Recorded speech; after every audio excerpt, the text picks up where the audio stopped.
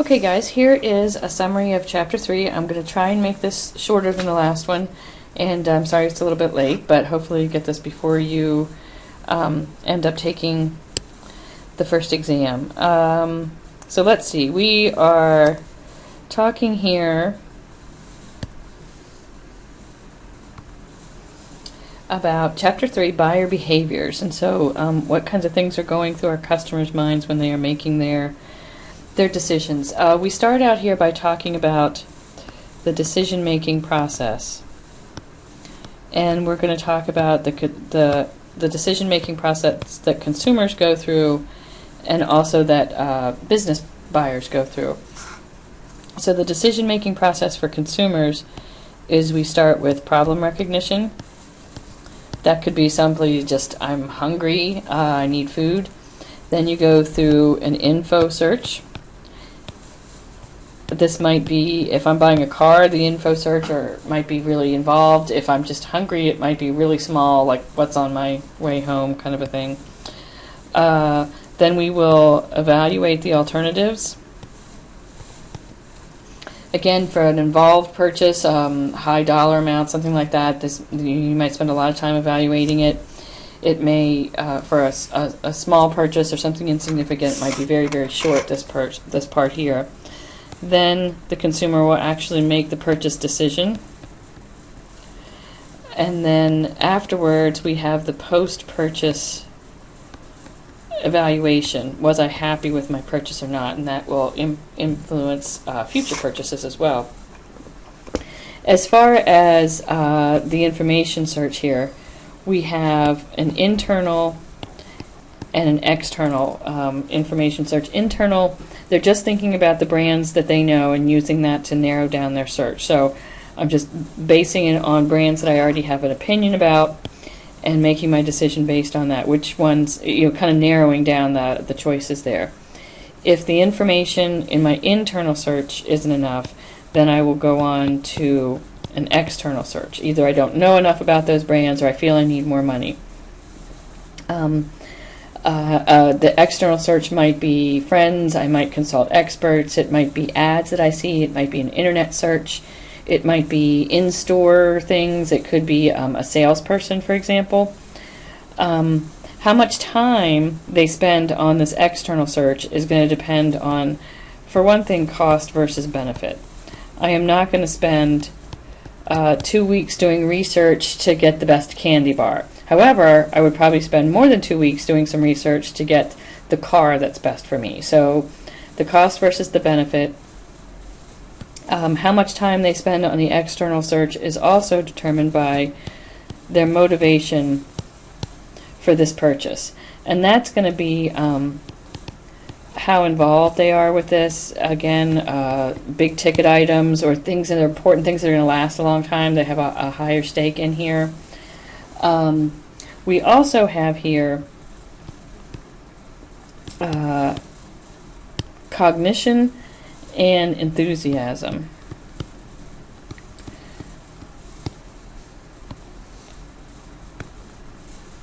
And cognition as it relates to motivation is really, some people like doing that search, and they like gathering the information and feeling like they've made the best, most logical decision. And enthusiasm, some people just like shopping. Girls and clothes, for example, they would have a lot of enthusiasm for that, so they would like to spend a lot of time looking, going all around and looking at all the different shoes or clothes or something like that, just because they have a high enthusiasm for that. How much time is spent on the external search is also determined by their ability. Some people know where to look, some people know how to search out this best information, and some people don't, so that's going to determine how much time they spend there too. Their evaluation of the alternatives is going to depend on a couple different things. One of them is attitude, and another is values. So attitude, how attitudes are determined depends on a couple different things here. We've got cognitive factors here, and these are kind of your mental understanding of the issues and your interpretation of the issues. We also have affective factors here, and those are your feelings and emotions and those types of less logical things, but so feelings and emotions. And then you also have cognitive, and that's actually your intentions or your actions or behavior. So this is thinking about it, this is feeling about it, and this is actually doing it. And how you form your attitude, these can go in a variety of different ways. You could think about it first, and then your thoughts then drive your feelings, and then that drives you to action. Or sometimes the action comes first, and then you evaluate it, and that determines your feelings. So these can go in a variety of different orders there.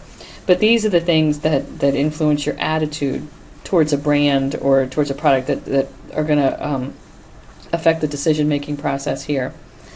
Customer values or consumer values, these are big, wide-reaching things. The example they gave in the book is patriotism, and so that's generally something that people value. So if you can align your product or your advertising with, align it with things that people value, then that's going to help the acceptance of the brand. Then another thing that goes on in here that we talk about is cognitive mapping. And there are some nice examples of that in the book that show the kind of, we're trying to understand the thought processes of the consumers as they make this decision process here.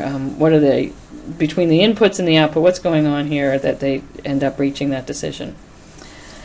When we talk about evaluating their purchasing alternatives, we really have three things here. We have the evoked set model, which is one way to explain how people make how they evaluate the alternatives. The evoked set are the brands that they're considering because they already they're aware of these brands and they have a positive feeling about those. So I've narrowed it down to brands that I am already aware of and that I have a positive feeling, and everything else is just kind of disregarded. There's also what we call the inept set. These are brands that I'm aware of but that I don't like. I have a negative attitude towards those, either because I had a bad experience before, or a friend has had a bad experience, or something like that. So I've immediately ruled these out of my decision-making process. I also have what I call, or what we call, an inert set, which are brands that I know but I don't really have any strong feelings with one way or the other. So things that are in the evoke set are going to get the higher priority here. I might decide to go get more information about these, but I might not. Another model for evaluating different alternatives is the multi-attribute model. And so this would be, again, something that we would use for high involvement purchases, big ticket items or things I'm going to use for a long time. And then my attitude towards that brand is going to depend on two things. It's going to depend on the brand's performance in various attributes, and then the importance of those attributes. So it might be quality. And so how they perform, maybe it doesn't look that good, but the quality is really high, and quality is a more important attribute for me. Or maybe it's the other way around. I really just want something that looks good, and that's, to me, that how it performs in that attribute, because that attribute is more important to me, is going to get weighted more heavily. And there's a chart in your book that gives you some nice examples of that too. And a third model that explains how consumers evaluate purchases is the effect referral. And this means I choose brands that have some sort of emotional connection to. And again, to marketers, or to advertisers, that's a really important thing to understand. And so I include emotional things that are going to trigger an emotional response in my advertisements to try to capitalize on that right there. Trends affecting the consumer buying environment. We've got what we call age complexity, which means young people are acting older, or old people are acting younger. So whether it's kids being super tech savvy, or older people having a midlife crisis. It's getting that blurred together. Also, gender complexity. The roles between men and women are more blurred than they used to be. It's not always mom. Back in the 50s, you picture mom staying at home, dad going to work, and everybody had very clearly defined roles, and that's not the case anymore. Another trend is active, busy lifestyles, which means consumers put an increasing importance on convenience items. We also have what we call more diverse lifestyles. Again, people's roles are less clearly defined than they were before in a number of ways, and the book describes a number of those. Another trend is what they refer to as the communication revolution. We have information in so many different ways now, and it is so easy to get information and communication. So marketers and advertisers are communicating with us in new ways as consumers. Consumers are receiving information in a lot of different ways. So that's clearly affected consumers' buying processes there. Another one there is what they refer to as experience pursuits, which means people are after not just things but experiences, and a lot of times these experiences are to reward them for their active, busy lifestyles. And so that's something, again, that I don't want to just go out to dinner, I want an experience, for example. And so that's something that marketers need to consider in their advertisements. And then the last trend that we mention here is an emphasis on health issues. So emphasis is on being healthier, or at least looking healthier, so marketers need to capitalize on those. Now we move on to the different aspects of business-to-business purchases. And so we start out here by talking about what we call buying centers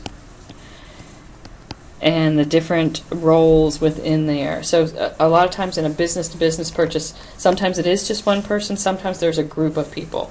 One person can't make this decision, it has to get approved by a whole process. So buying centers are made up of the users, the people that are actually going to use that product. Sometimes you have a specific buyer. You've also got people who aren't the specific buyer but that influence that decision. You've got the people who ultimately make the decision, deciders, sorry. And then you've got gatekeepers who kind of control, gatekeepers who kind of control the flow of information and sometimes the flow of finances there. The second thing we look at here is factors that influence the business decision or the purchase decision within a business. You've got organizational factors, so that could just be the culture of the business or the structure of the business can definitely impact this buying decision-making process. And then you've got individual factors that are going to come into play with all of these people here, because all of these people are operating for the business, but they're also individuals. So people's personality, people's roles, how they see themselves in here. Do I see myself as do I think my role is to save money, or is my role just to do what I'm told, or is my role just to process orders? So where they see themselves within the business. Their motivation. If you were told by your boss that you need to reduce costs by 20% or you're going to have to lay people off, then you might have a very strong motivation to look around at different options for purchasing. The level of power. Some people have a lot of influence over this decision-making process and some people don't. The level of risk that they are willing to assume. Am I willing to try a new vendor, or do I going to stick with the ones that I know? The level of involvement. And this is similar to what we talked about in the consumer one. If I'm ordering a toner for the copier, the company going to have a low level of involvement. If I'm ordering a multi-million-dollar piece of equipment, I'm going to have a high level of involvement. And then you've also got people's personal personal, sorry about that, objectives and goals. Am I trying to make a good impression? Am I just, am I trying to impress somebody? Am I trying to just lay low? So people also have kind of personal agendas sometimes with these. Okay, what types of business-to-business sales are made? The simplest is what we call a straight rebuy, where I'm just reordering. Very short decision-making process. I'm not making any changes. I'm just rebuying, reordering. So this would be like copier paper, for example. You probably just keep reordering the same kind you've been using. There's also a modified rebuy. So I'm purchasing again, but I'm making some changes. So I might look around at different brands. I might look around at different products or solutions. I might be ordering the same thing, but I might just be looking for a different vendor. So maybe I'm dissatisfied with my product or vendor, so I'm looking around for a new one. Maybe this contract is up, and so it's time for me to look around and see if I can get a better deal. So it could be a small modification, or it could be a new modification. A third type of purchase is a brand new task. This is something I've never purchased before, and so it's going to be much more involved. I'm going to have to gather a lot more information. That takes us to the steps of the business-to-business buying process. We start out with identifying the needs, and this is kind of like the problem recognition with the consumer one. So we identify the needs, then we establish the specifications. Again, if this is like a piece of like a custom-made piece of equipment, we're going to have to be very specific here in what we need. Some other ones, this will be a much simpler process.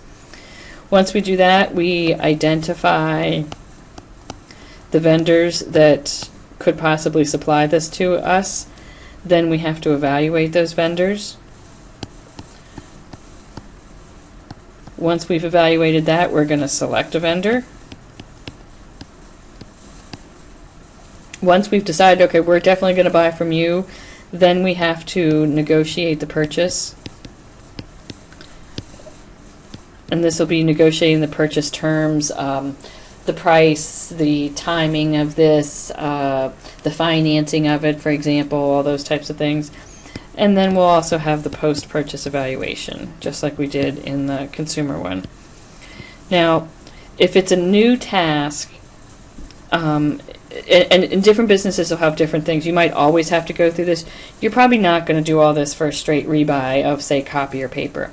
But again, something new, a new task, you're probably going to have to go through this entire process. And let's see, dual channel marketing is when I'm selling something in, both the business and the consumer markets. It might be I started selling this in the business market, now I've adapted the product to the consumer market. We also have what we call spin-off sales, and so somebody either purchased this at work or used this at work and they had a positive experience and now they buy it at home as well. I used this brand at work and it really works really well, so when I'm buying something, a similar thing at home, I would use the same brand. If I'm going to sell it in both the business and the consumer markets, there are some marketing decisions I have to make. For example, am I going to use different brand names to separate the two markets, or do I want that brand name recognition? So, there's not one right answer to that, but that depends on the product. And then international differences here. The most important thing, if you're going internationally, is to understand cultural differences. This would apply to both consumer markets and business-to-business markets. And a lot of times, if you don't know anything about that area, it might be worth your while to get a consultant who does know about that, so that you don't end up making mistakes and losing sales based on cultural differences. Okay, so there's chapter 3.